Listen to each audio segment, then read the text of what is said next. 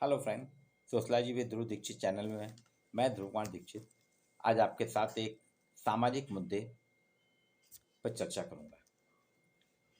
आप देख रहे हैं कि भारत की पहचान संयुक्त परिवार और जाति प्रथा से की जाती है और पंचायती राज, तीन चीजें भारत की पहचान है। लेकिन औद्योगिकरण के बाद बढ़ते नगरीकरण औद्योगिकरण ने संयुक्त परिवार को धीरे धीरे विघटित करना शुरू किया। संयुक्त परिवार टूटते चले गए, एकल परिवार में कन्वर्ट हो गए। गांव से लोग शहर में रोजगार के लिए आने लगे और फिर धीरे धीरे उनका परिवार भी उनके साथ गांव में अपने मूल परिवार से छोड़ के आने लगा। पर संयुक्त परिवार का में बदलाव हुआ, एकल परिवार में आया, लेकिन संयुक्त परिवार के साथ जुड़ाव उनका बना रहा और बदलाव आया। आधुनिकता, परंपरा, इलेक्ट्रॉनिक्स युग, मोबाइल युग में एकल परिवार भी विखंडित होने लगे और खंडित परिवार के रूप में जाने जाने लगे। इसके साथ ही आज में जो नेशनल फैमिली हेल्थ सर्वे ने एक सर्वे किया है, नेशनल फैमिली हेल्थ ने, उस सर्वे की रिपोर्ट दे रहा हूँ जो आज पत्रिका समाचार पर जबलपुर में छपी है।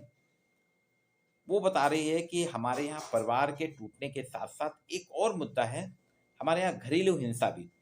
यद्यपि 2006 से घरेलू हिंसा अधिनियम पारित हो चुका है और सख्ती से उसका पालन किया जा रहा है। महिलाओं को बहुत ज़्यादा प्रोटेक्शन दी गई है, सुरक्षा दी गई है कि परिवार में अगर उनके साथ मानसिक, शारीरिक या किसी भी प्रकार की हिंसा होती है तो उसके लिए वो स्वतंत्र है, अपनी आवाज़ उठा सकती हैं। और उसके बहुत से कठोर अधिनियम बनाए गए जिससे घरेलू हिंसा अधिनियम के तहत पूरे परिवार को दोषी ठहराया जाता है और महिला को सुरक्षा दी जाती है। लेकिन अभी एक जो सर्वे आया वो कुछ उलट के परिणाम दे रहा है।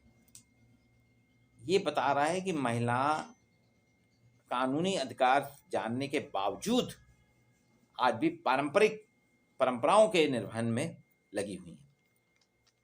न्यूज छपी है कि घटती प्रजनन दर और बढ़ते बैंक बैलेंस ने भले ही महिलाओं के सपनों को नए पंख को ताकत लगा दी। प्रजनन दर घट रही है, पहले प्रजनन दर बहुत ज़्यादा थी, एक ही महिला को 3-3 4-4 बच्चे होते थे, प्रसव पीड़ा झेलना पड़ती थी, बच्चों का पालन पोषण करना पड़ता था। लेकिन अब 1 या 2 बच्चे फैमिली प्लानिंग के चलते, छोटे परिवार के आदर्श के चलते महिलाओं को राहत मिली। वहीं सर्विस भी करने लगी महिलाएं तो बैंक बैलेंस भी बढ़ने लगा। पति पत्नी दोनों मिलकर काम करते हैं, बैंक बैलेंस बढ़ता है। उसके बावजूद घरेलू हिंसा में कमी नहीं आ रही। घरेलू हिंसा के आंकड़े जो आते हैं, डेटा आते हैं, निरंतर बढ़ते हुए आंकड़े आ रहे हैं, कमी नहीं आ रही है।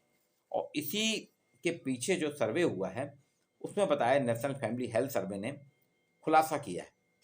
वो कह रहा है कि महिलाएं खुद पिटने को जायज मानती हैं। मतलब महिलाओं के साथ जो हिंसा होती है, महिलाओं का कहना है वो जायज है, कोई गलत नहीं है।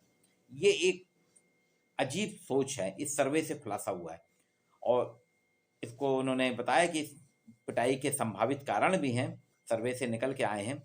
ये 18 राज्यों में सर्वे किया गया था। नेशनल फैमिली हेल्थ सर्वे ने 18 राज्यों में घरेलू हिंसा के बारे में एक राय ली थी।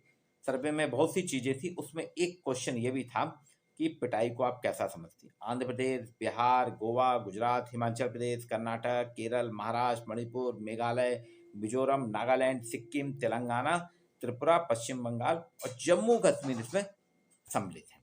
इन 18 राज्यों में सर्वे किया गया। पिटाई जो हिंसा के संभावित कारण वो बताए गए। महिलाओं ने कहा अगर वो बिना बताए घर से बाहर जाती हैं, घर में बता के नहीं जाती हैं, पति को बता के नहीं जाती हैं घर, और घर से बाहर जाती हैं तो पिटाई होती है, उन्हें उनके साथ हिंसा होती है। अगर वह घर या बच्चों की उपेक्षा करती है, महिलाओं ने कहा कि अगर जैसे वो टीवी देख रही हैं, बच्चों का ध्यान नहीं दे रही हैं, घर की तरफ ध्यान नहीं दे रही हैं, घर के अन्य सदस्यों पर ध्यान नहीं दे रही हैं, बागवानी कर रही हैं या मोबाइल पर अपने फ्रेंड सर्कल से बातचीत कर रही हैं, एक तरीके से उपेक्षा कर रही हैं अपने परिवार की, बच्चों की, तो हिंसा होती है। तीसरा कारण ये निकला कि यदि वह यौन संबंध स्थापित करने से इनकार करती है। महिला है, महिला की अपनी इच्छा है, अगर नहीं है और पति अगर जबरदस्ती करना चाहता है पति, तो इसमें भी हिंसा होती है। अगर वह ठीक से खाना नहीं बनाती, ये और भी कारण निकल के आया। अगर महिला, हालांकि ये तय है कि महिलाएं रसोई का काम बहुत बढ़िया करती हैं, खाना बहुत बढ़िया बनाती हैं, लेकिन कभी कभार हो सकता है कि खाना ठीक से ना बने। कई बार हो जाता है चाय अच्छे से पकी नहीं, चाय में अदरक नहीं डाला या अदरक डालना भूल गए या शक्कर ज़्यादा कम हो गई। तो ये उनका कहना है कि एक कारण ये भी निकला हिंसा का कि वो ठीक से खाना नहीं बनाती हैं अगर वह किसी और के साथ संबंध है। एक कारण यह भी कि अगर महिला के किसी और के साथ पति के अतिरिक्त अगर संबंध है तो वो भी हिंसा का कारण बनता है। एक और कारण था, अगर वह ससुराल वालों के प्रति अनादर का भाव रखती है। अगर महिला अपने मायके के प्रति सकारात्मक और ससुराल के प्रति नकारात्मक भाव रखती है, ससुराल के पति के अलावा अन्य जो सदस्य रहते हैं उनके प्रति सकारात्मक नहीं होती तो भी हिंसा होती है उसके साथ।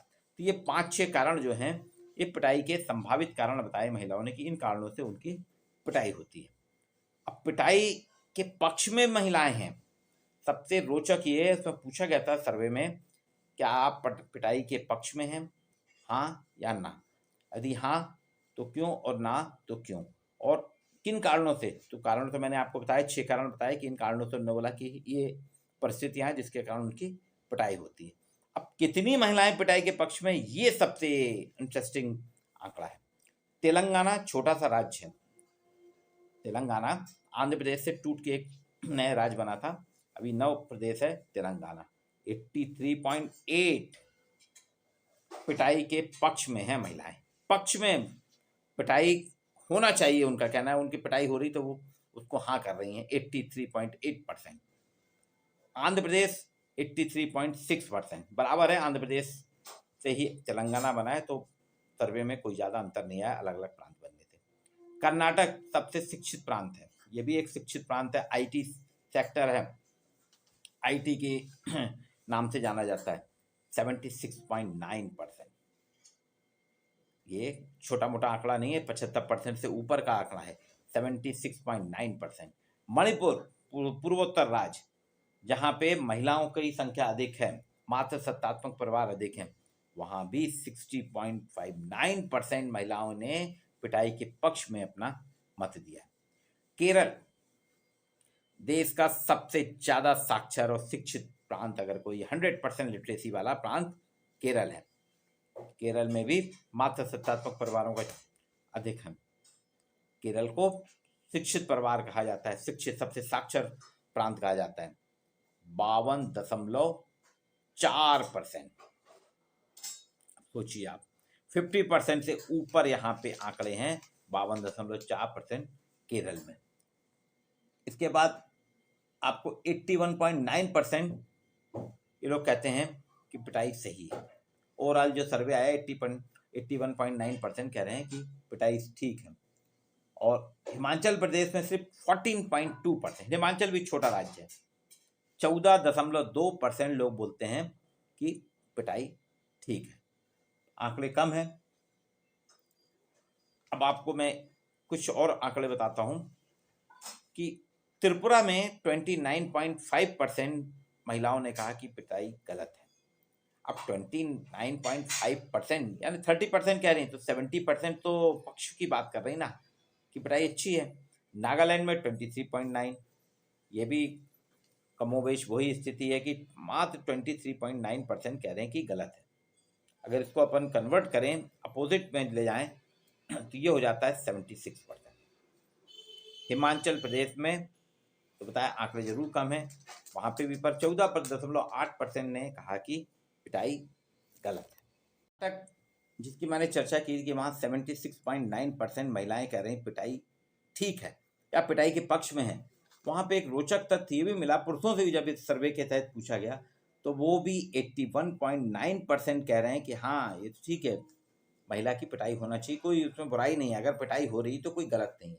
और संभावित कारण जो थे, एक सर्वे के तहत पूछा गया था कौन कौन से कारण हो सकते हैं, तो ये जो उभर के आए, मैंने पहले भी चर्चा की कि अगर पत्नी घर में बिना बताए चली जाती है घर के बाहर, घर या बच्चों की उपेक्षा करती है, ससुराल के प्रति सकारात्मक नहीं अनादर का भाव रखती है, बहस करती है, वो बात बात पे किसी भी बात पे वो बहस करने लगती है, यौन संबंध किसी और के साथ यौन संबंध रखती है, यौन संबंध से पति के साथ यौन संबंध करने से इनकार करती है, ठीक से खाना नहीं बनाती है, ससुराल वालों के प्रति अनादर का भाव रखती है। ये 5-6 कारण जो हैं, इन कारणों के आधार पे ये कारण भी निकले और ये भी आया कि पति की पिटाई को महिलाएं जायज मानती हैं। ये 21वीं सदी है, हाईटेक सिटी है, मोबाइल युग है, इंटरनेट का युग है, जागरूकता भी बढ़ी है, अपने अधिकारों के प्रति महिलाएं जागरूक भी हो रही, लेकिन ये कौन सा है कि वो इस परंपरा को, इस ट्रेडिशन को स्वीकार भी कर रही हैं।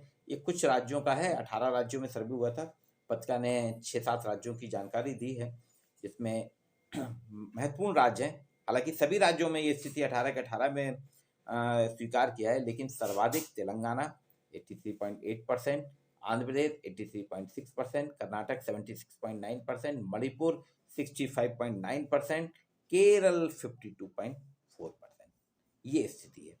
मेरे चैनल को आप लाइक कीजिए, सब्सक्राइब कीजिए, शेयर कीजिए। आपको ऐसे ही सामाजिक मुद्दों के तहत जो समाज से जुड़े हुए हैं, ये भी घरेलू हिंसा बीए की क्लासेस में आपके आता है। घरेलू हिंसा बीए में पूछा जाता है, एमए में पूछा जाता है, प्रतियोगी परीक्षाओं में पूछा जाता है। तो ये एक आंकड़ा नेशनल फैमिली हेल्थ सर्वे का है, जो आपके साथ मैं इस वीडियो के माध्यम से शेयर कर रहा हूँ, जो बताता है कि परंपराएं आज भी समाज को जकड़े हुए हैं। भारतीय समाज आज भी परंपराओं से बंधा हुआ है, परंपराओं से जकड़ा हुआ है। महिलाएं कितनी भी शिक्षित हो जाएं, लेकिन वो परंपराओं से अपने आप को बाहर नहीं कर पा रही हैं, जिसके कारण ही उनके साथ हिंसा भी होती है, शोषण भी होता है। आज के लिए मित्रों इतना ही।